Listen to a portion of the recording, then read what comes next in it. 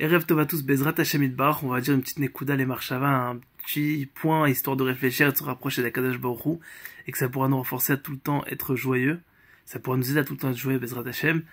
Il y a un tzaddik, il a dit que Hashem, tu peux tout m'enlever, mais s'il te plaît, ne m'enlève pas la Emouna.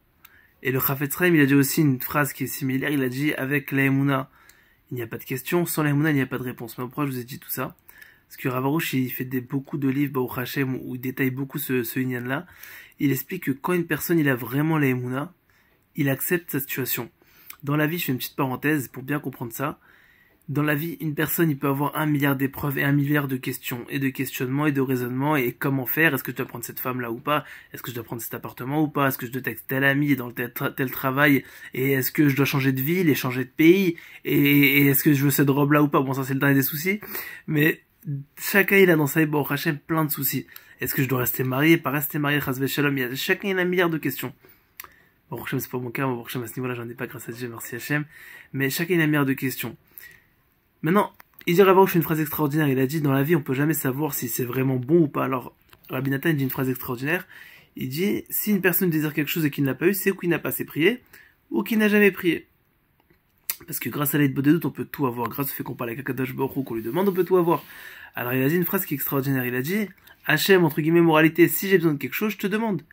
Alors vu qu'on ne sait pas ce qui est bon pour nous, qu'est-ce qu'on fait? On demande à Akadosh Baruch Hu, Hachem, est-ce que telle chose elle est bonne pour moi ou non? Si on a des idées, il n'y a pas de problème, ça peut être bien, peut-être c'est une bonne chose, peut-être que non.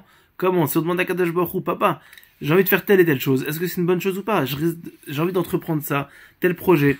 Est-ce que c'est une bonne chose? Qu'est-ce que tu aurais fait à ma place? Conseille-moi. Et en faisant ça, c'est sûr que quoi qu'il arrive, c'est bon. Pourquoi? Parce que si on met Akadosh Baruch Hu dans notre vie, automatiquement, on met la bracha. Et surtout, à part le fait qu'on prie Akadosh Baruch Hu pour savoir si c'est une bonne chose ou pas, la moindre des choses, c'est le minimum à faire, c'est d'être joyeux. Comme on est joyeux, on accepte la situation. Hachem, tout de suite, ce qui m'arrive, c'est le mieux pour moi, et c'est la meilleure chose. Et c'est ça qu'on doit faire. Et si une personne accepte sa situation, peu importe ce qui se passe, évidemment, on doit faire deux choses. Un, accepter sa situation.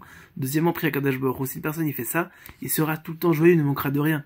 Parce qu'il sait que Akadosh Baruch Hu, il n'enverra jamais des mauvaises choses. Parce qu'Akadosh Baruch Hu, il est tzadik ve'acharou, il est tzadik, il est juste et il est droit. Il plantera jamais la personne, et surtout sera là à ses côtés, il aidera. Qu'est-ce qu'on a besoin si on a Akadosh Baruch Hu avec nous? Vraiment. C'est pour ça que première chose, il faut accepter, savoir que tout ce que Dieu nous envoie, c'est pour le bien.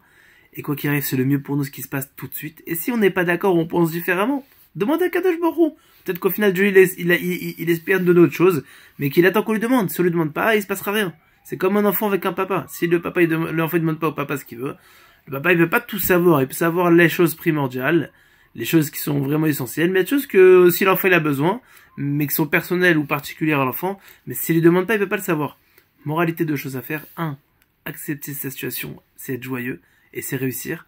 Et deuxièmement, si on a un doute, on pense que peut-être faudrait mieux, demandez conseil à Dieu. Hachem, j'ai besoin de tel et tel conseil, qu'est-ce que t'en penses? Grâce à ça, Bezrat Hachem, on réussira toute notre vie. Bezrat Hachem, voilà, diffuser, que ça renforce énormément de personnes.